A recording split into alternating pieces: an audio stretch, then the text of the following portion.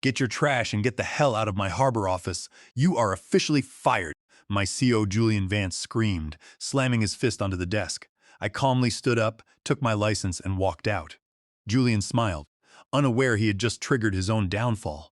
To understand how we got to that room, you have to understand how international shipping actually works. Most people think importing goods is just about sailing ships across the ocean. They don't see the massive web of regulations, customs tariffs, and legal bonds that hold the entire global supply chain together. My name is Marcus Thorne.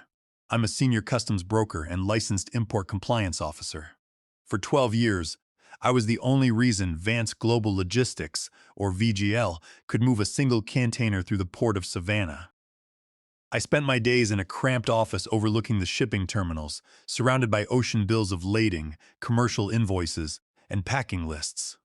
My desk was always covered in folders marked with CBP codes, 19 CFR, HSS classifications, and anti-dumping regulations. Every time a container ship berths, the cargo cannot leave the terminal until it is cleared by U.S. Customs and Border Protection. To file these clearances, you need a licensed customs broker. VGL was founded by Richard Vance, a self-made logistics veteran who built the company from a single truck to a regional powerhouse. Richard knew the value of compliance. He hired me early on and paid me a base salary plus a commission on every cleared container that hit our clients' warehouses within 24 hours of berthing. Over 12 years, I built a flawless record working with port directors and customs inspectors on a first-name basis. In the United States, a corporation cannot act as a customs broker unless it has at least one officer who holds an active individual broker's license. That person is called the qualifying licensee. For VGL, that person was me. Without my license tied to their corporate tax ID, VGL's corporate customs broker permit would be instantly suspended by the government. But the license wasn't the only thing. To clear cargo before paying duties, CBP requires a customs bond. Most importers use a continuous import bond, which acts as a financial guarantee that all duties, taxes, and fees will be paid to the government. Vance Global Logistics had a $500,000 continuous bond. Because VGL was a growing company, when we set it up, the surety company, Liberty Mutual, required a personal guarantor to sign the bond. Richard Vance had poor personal credit due to a messy divorce, so he asked me to sign as the individual indemnifier. I agreed, under the condition that my name would remain on the bond as the sole personal principal and that I would receive a percentage of the savings we generated. It was documented in my contract under Clause 14. For 12 years, that bond remained active, backed by my personal credit. Everything ran like clockwork. We cleared heavy machinery parts and industrial steel. I processed the paperwork through the Federal Automated Commercial Environment, or ACE, portal, ensuring every harmonized tariff schedule code was accurate to the decimal. Richard Vance respected my work, paid my commissions on time, and let me run compliance my way. Then, Richard had a stroke. He survived, but he was forced to step back from daily operations. That was when his son, Julian Vance, took over as chief operating officer. Julian was 34, had a degree from a pricey business school, and possessed zero real-world logistics experience. He had spent his career in air-conditioned Atlanta offices, looking at spreadsheets. He didn't understand the physical reality of moving freight. To him, the Port of Savannah wasn't a complex high-risk hub, it was just numbers on a dashboard. From his first week, Julian wanted to shake things up. He arrived at the harbor office in a tailored blue suit and shiny Italian leather shoes that looked ridiculous in the dusty gravel parking lot. He walked into my office without knocking, sat on my desk, and started talking about efficiency. "We are spending too much money on compliance, Marcus," Julian said, flipping through my recent invoices. "Why are we paying for these third-party agricultural inspections?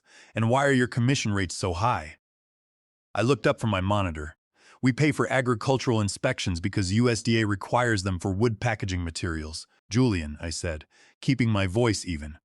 "If we bypass them, the container gets held, and we get fined, and my commission rates are defined in my contract, which your father signed 12 years ago."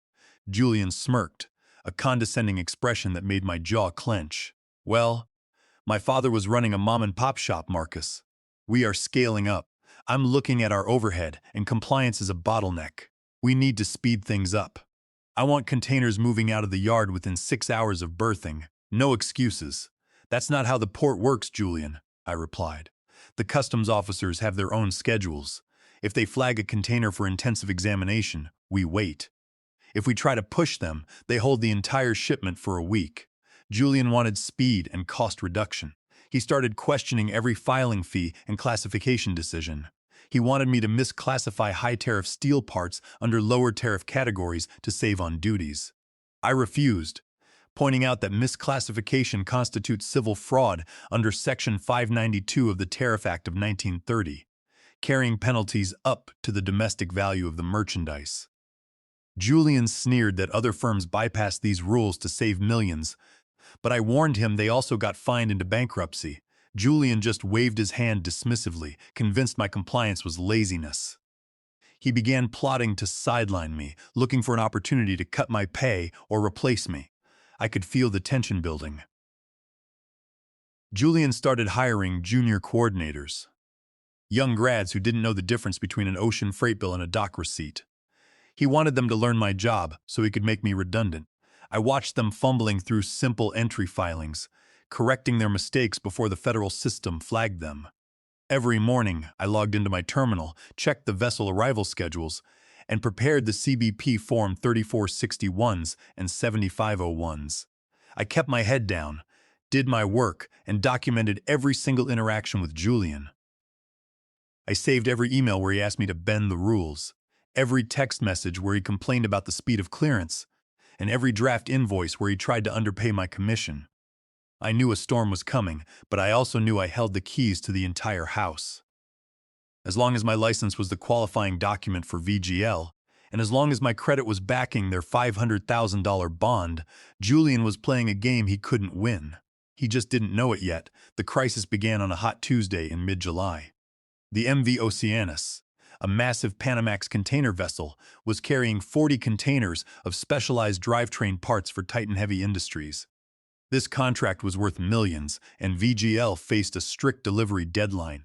If the parts weren't at Titan's plant by Monday morning, VGL would face late penalties of $150,000 per day, and Titan had the right to cancel the agreement. At 8 a.m., I logged into my ACE portal and checked the status of the Oceanus.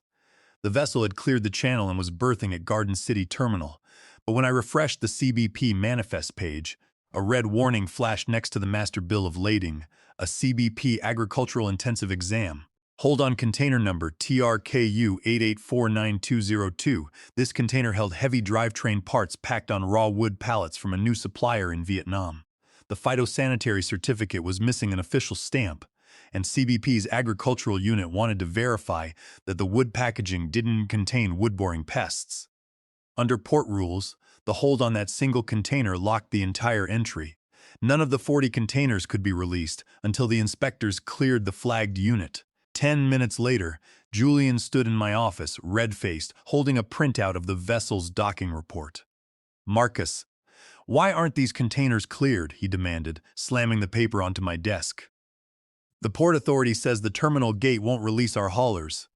Titan's trucks are sitting in line, burning fuel." "We have a manifest hold, Julian," I said. "CBP flagged a container for an agricultural exam because of wood pallets. We can't release anything until they inspect it." "So bypass it," Julian snapped. "Clear the other 39 containers and leave the flagged one. We can't let $10 million of cargo sit on the dock because of one wooden pallet." I leaned back. "That's not how a master bill of lading works." The entry was filed as a single transaction. The system won't allow a split release on an active hold. If we attempt to bypass the gate system or file a false entry, we are violating federal law. Julian stepped closer. "I don't care about your bureaucratic rules. I just spoke with Victor Rostov, our shipping partner. He says other brokers split entries all the time. He says you're just being difficult." "Victor Rostov is an importer, not a licensed customs broker," I replied. "If I file a split entry without CBP's authorization, it's an unauthorized cargo diversion under 19 CFR. I could lose my license, and the company could be fined the full domestic value of the shipment." "You're hiding behind your license to avoid doing your job," Julian yelled. "You want to collect fat commissions while doing the bare minimum." My father might have tolerated your sluggishness, but I won't. Sign the release. I looked at him, realizing he had no concept of the legal jeopardy. I am not going to break federal law to cover for a supplier's paperwork error, Julian. I've scheduled the exam for Thursday. We can clear the shipment by Friday and still make the Monday delivery. Thursday? Julian shrieked. That is 48 hours of demurrage fees and idle trucks. We are losing money every minute. At that moment, Julian's phone rang. It was Victor Rostov on speaker, complaining that his trucks were being turned away and threatening to sue VGL for breach of contract if they missed the Titan assembly deadline. Julian promised he was handling it, blaming me for refusing to clear the cargo. Rostov grunted, telling Julian to get someone else to sign the release. Julian hung up and glared at me.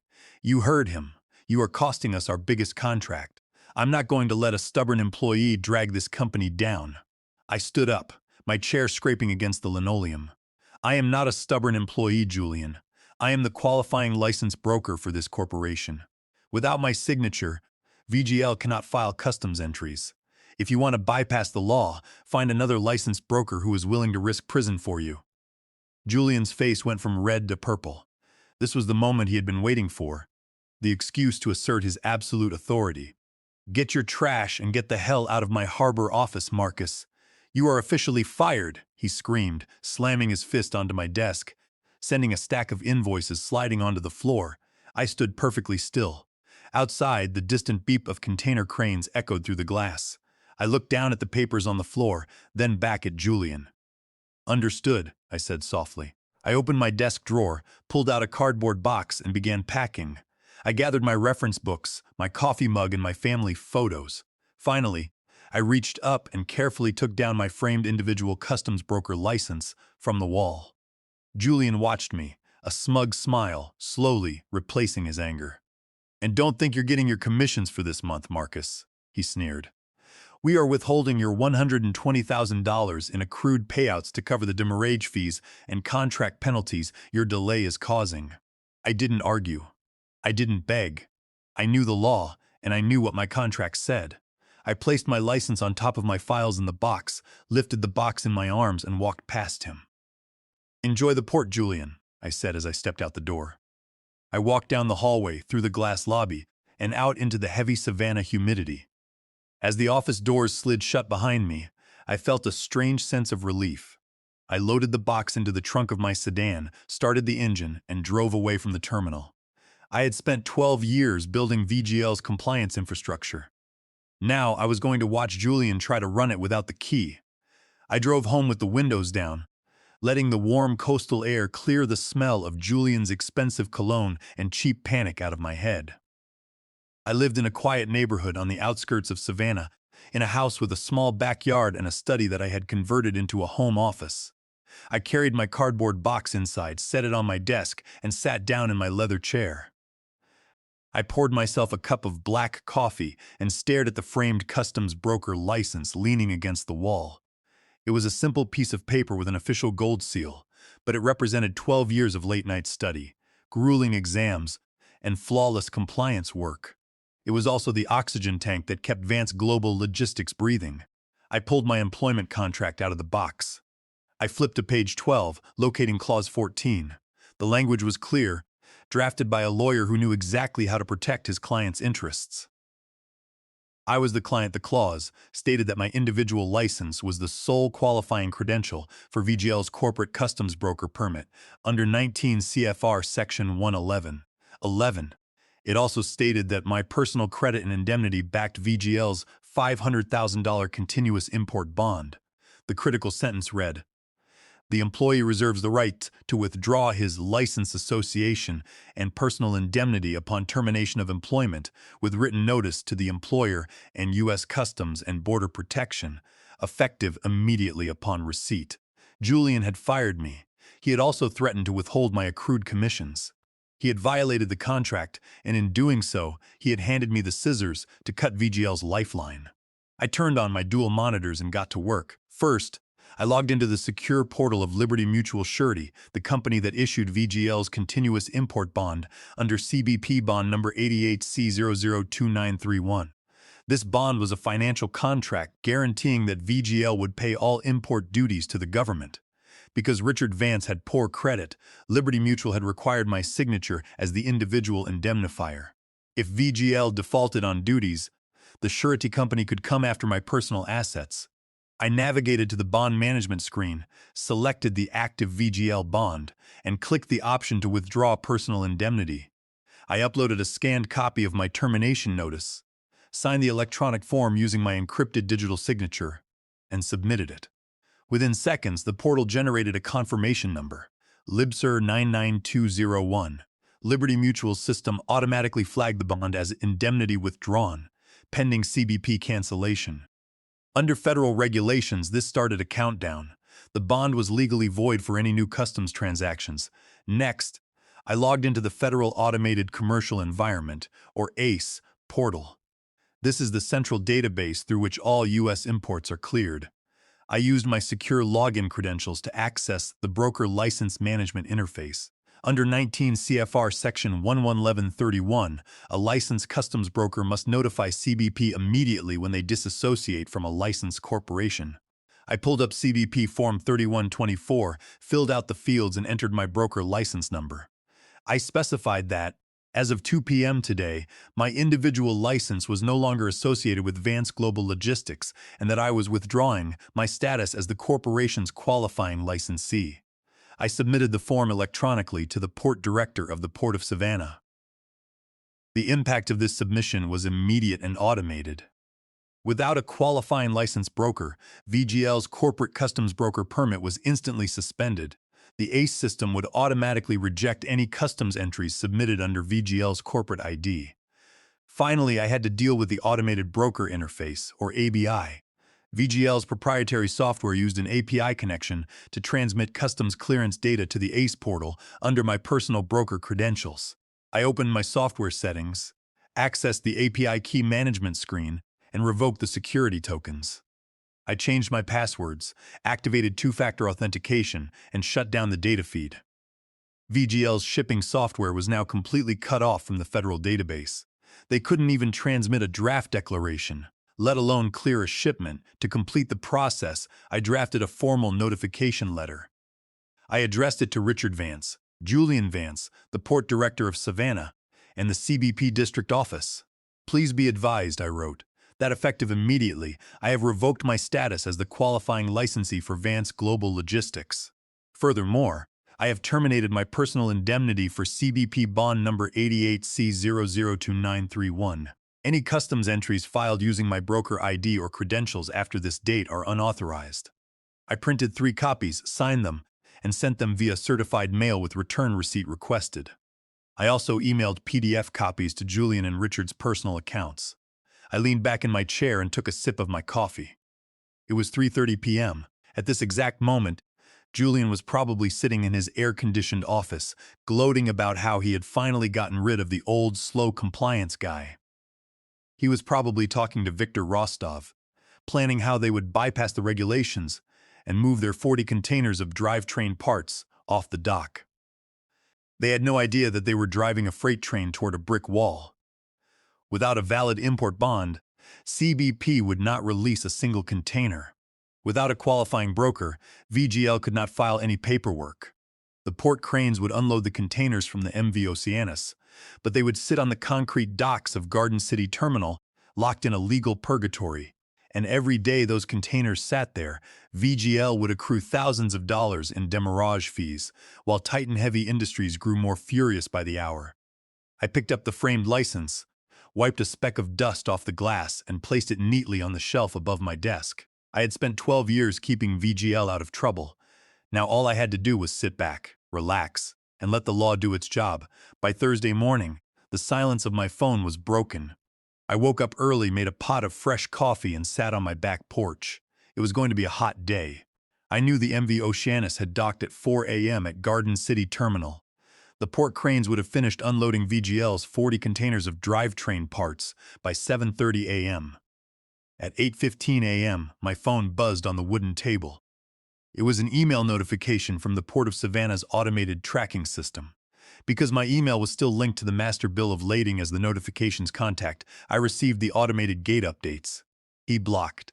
Container TRKU 8849202 and associated lots 39 units held at terminal gate. Reason: insufficient bond, no licensed broker association. I smiled and took a sip of my coffee. The machinery of federal bureaucracy was working exactly as designed. In the VGL Harbor office, the panic would be starting right about now. I could picture Julian Vance, pacing the floor in his shiny shoes, demanding to know why the trucks weren't moving. I could imagine the junior coordinators staring at their screens, desperately clicking the transmit button on their ABI software, only to be met with a stream of red error codes. API 1. At 9 a.m., my phone rang. The caller ID showed Julian's office number. I let it ring. It went to voicemail. 2 minutes later, it rang again. I ignored it. At 9:30 a.m., my email inbox started filling up. Julian sent 3 high-priority emails with the subject line: urgent, system error, Marcus. The first email read, "We are having a technical glitch with the customs portal. The API connection is down, and we cannot transmit our entries. We need you to log in remotely and fix the credentials immediately. We are losing time." I didn't reply. I knew it wasn't a technical glitch. It was a total legal shutdown. By 11 a.m., Julian realized this wasn't a software issue. The Savannah Port Director's office had sent VGL a formal notification. I received a copy of that email too, since I was still listed as the compliance contact of record. The letter was formal and devastating. Vance Global Logistics corporate broker permit is suspended under 19 CFR 1111 due to the absence of a qualifying licensed broker officer. Additionally, U.S. Customs and Border Protection has canceled continuous import bond 88C0022931 due to the withdrawal of the individual guarantor. All active import clearances are suspended. Cargo currently at the terminal will be held in a bonded warehouse at the importer's expense until a new bond is secured and a licensed broker is registered. This was VGL's death warrant. Without a valid bond, VGL couldn't move the containers. Getting a new continuous bond would take weeks, and every day they sat in the port, demurrage fees accumulated at $250 per container. For 40 units, that was $10,000 a day. Worse, the clock was ticking on the Titan Heavy Industries contract. If the drivetrain parts weren't delivered to the South Carolina assembly plant by Monday morning, Titan would invoke their late penalty of $150,000 per day. If the delay exceeded 3 days, Titan had the right to terminate the contract entirely and sue VGL for millions in consequential damages. At 1 p.m., Julian called again, leaving a furious voicemail. "Marcus, call me back right now," he shouted. "Liberty Mutual says you canceled the bond. That's illegal. If we lose the Titan contract, I will sue you for every penny you have." I listened to the voicemail and deleted it. I had spent 12 years protecting VGL from operational disasters.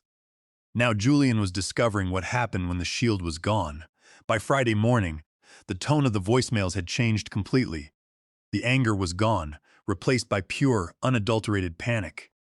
The realities of logistics had finally pierced Julian's business school bubble. At 9 a.m., my phone rang again. I decided to answer it. "Marcus, thank God you answered," Julian gasped. He sounded exhausted. I could hear office chaos in the background. "Look, we need to sort this out. The port is charging $10,000 a day, and the Titan CEO is screaming. If the parts aren't at the plant by Monday, they're pulling the contract and suing us. We're looking at millions in losses."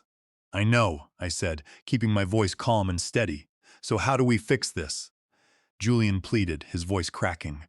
"Just tell me what you did to the software and the bond.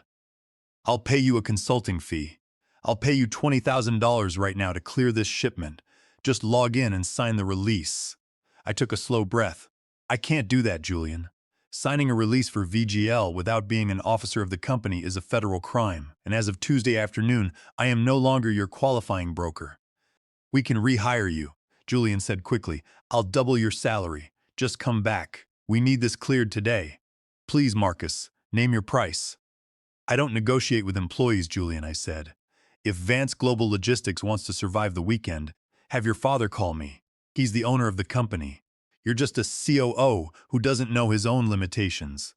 Before he could reply, I hung up. I set the phone on the counter and poured myself another cup of coffee. The trap was sprung, and Julian was caught in it. Now, it was time to see if his father could clean up the mess. The call from Richard Vance came at 4 p.m. on Friday. His voice sounded older than I remembered, raspy and tired, but it still carried the authority of the man who had built Vance Global Logistics from a single flatbed truck. "Marcus," Richard said, sighing deeply.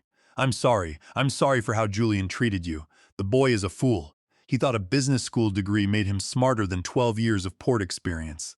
He almost ruined my company in a single week." "I appreciate the apology, Richard," I said. "But Julian's actions have real consequences. VGL is sitting on a $10 million cargo hold and a massive lawsuit." "I know," Richard said. "I've reviewed the port notifications. We need to talk. Can we meet tonight?" "Name the place." "The Olda Pink House downtown at 7 p.m., I replied. "Bring Julian and bring your checkbook." At 7 p.m., I walked into the candlelit dining room of the historic restaurant. Richard Vance was already seated in a corner booth, looking frail but sharp. Julian sat next to him, staring down at his water glass. The arrogance was entirely gone from his face. His tailored suit looked crumpled, and he had dark circles under his eyes. I sat down opposite them, placing a folder containing a legal agreement on the table. "Marcus," Richard began, "we need to clear that cargo.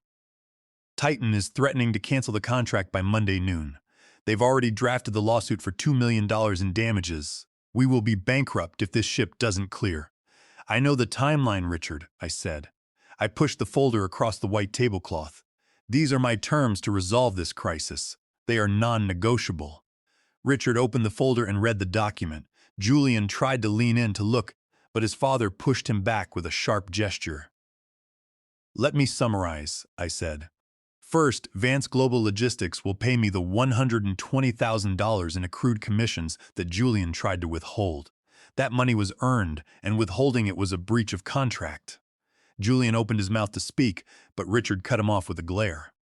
"Second," I continued, "I will act as an independent consultant to clear the 40 containers currently held at the Garden City terminal. My consulting fee for this single transaction is $150,000. I will temporarily link my licensed broker ID to VGL's tax ID in the ACE portal for exactly 48 hours to file the entries and clear the agricultural hold. VGL will pay for the single transaction bond required to cover the duties." Julian gasped. "150,000? That's extortion." "No, Julian," I said, looking at him. "That's the market rate for saving a $10 million contract and preventing a bankruptcy. You wanted a lean logistics model. This is what it costs when you cut the wrong corners." "And the third term?" Richard asked, his voice steady. "Julian is permanently removed from VGL operations," I said. "He will have no authority, no management role, and no access to the company's financial or compliance systems. If he remains in the harbor office, I walk away." Richard looked at his son. Julian was white-faced, his mouth open in shock. "Dad, you can't do this," Julian whispered. "He's ruining me."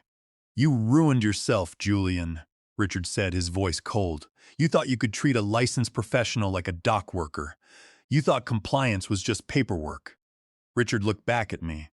He pulled a leather checkbook from his jacket pocket. He wrote out 2 checks and slid them across the table. One was a cashier's check for $120,000. The other was a corporate check for $150,000. He then took a pen and signed the consulting agreement, including the liability release, and the clause stripping Julian of his operational authority. "Julian is being reassigned to our inland warehouse in Macon," Richard said. "Supervise the inventory team.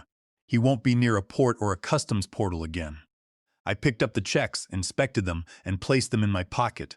I pulled out my laptop, connected to my secure hotspot, and logged into the ACE portal. I filed the disassociation reversal, temporarily linking my broker license back to VGL's filer code. I transmitted the split entry request that CBP had authorized after the agricultural inspection was completed. I uploaded the new single transaction bond information. Within 45 minutes, the yellow warning icons in the portal turned to green. "In release, cargo clear." I closed my laptop and looked at Richard. "The gate is open. Your haulers can pick up the containers." Richard stood up and shook my hand. Thank you. Marcus, I only wish my son had inherited my respect for the people who actually keep this company moving.